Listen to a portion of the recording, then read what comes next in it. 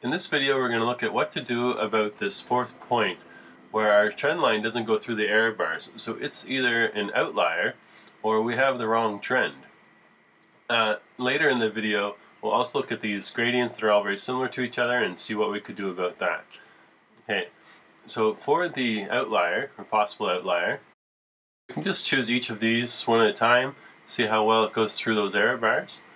We get some improvement with the polynomial, quite a bit of improvement. Going through the top error bar. There's the power, looks a little bit better still to me. That's a bit of a judgment call.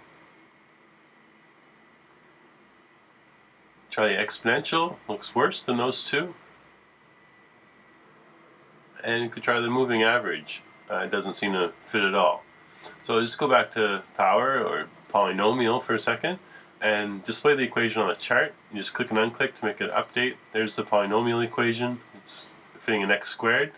You can control that as well. You could try cubics, you could change the degree of the polynomial. But we'll go back to power, and there's the power equation showing in the back there. Okay. So an issue you might have at this stage if you're doing this fit is you might wonder what you're going to do about your maximum and minimum trend lines that show the steepest and shallowest versions you could have for your trend line.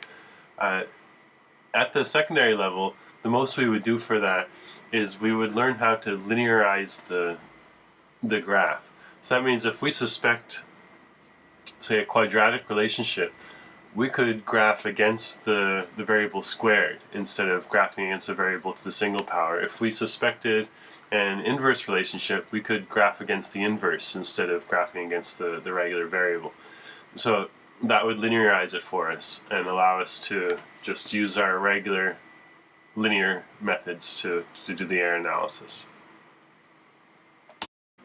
Just for the sake of continuing, I'm going to go back to a linear trend line. We want to fix these gradients all being the same.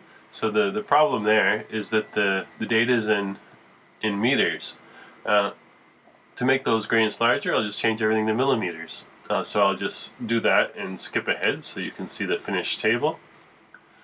And now that's had some effect on the graph because it was all set for the meter version. So it's messed up the look of the graph. So I'll have to go through and fix that. And I'll show you the completed version or the nearly completed version.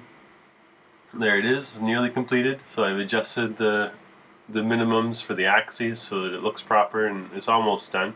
We're just missing some error bars and we don't have our trend lines at the right angles because we have to adjust for the position of those data series for the 10 millimeter error rather than the 0.01 meter error.